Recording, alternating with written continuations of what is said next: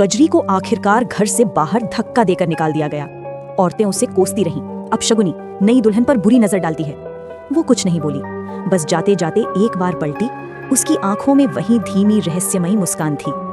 आंगन का शोर थमने के बाद मेघा रितिका के पास आकर धीमे स्वर में बोली, भाभी, आप उस कजरी से दूर ही रहना। रितिका ने आश्चर्य से पूछा, क्यों?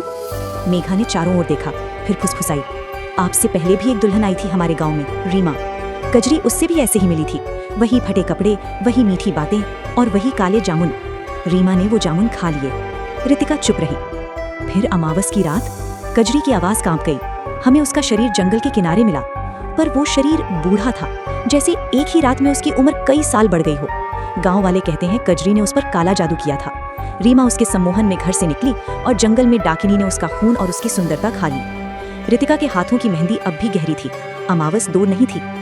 उस दिन आधी रात के समय रितिका की नींद अचानक खुली। उसका गला सूख रहा था। वो धीरे से उठी और रसोई की ओर बढ़ी। घर में सन्नाटा था।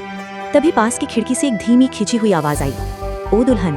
रितिका ठिठक गई। दुल्हन, आओ, काले जामुन खा लो, बहुत मीठे हैं। उसने खिड़की की ओर देखा।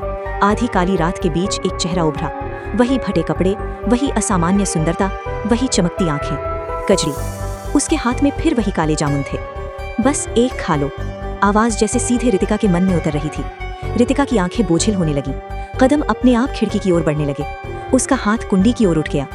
रितिका! पीछे से उसके पति की आवाज गूंजी। रितिका झटके से होश में आई। उसने घबराकर पीछे देखा, फिर तुरंत खिड़की की ओर। वहां कोई नहीं था, सिर्फ काली रात, हिलते पेड़ और गहरा अंधेरा। जामुन, चेहरा, मुस्कान, सब गायब। दूर कहीं हवा के साथ जैसे हल्की सी हंसी तैर गई। Thanks for watching. Subscribe for the next part. Please like and share this video.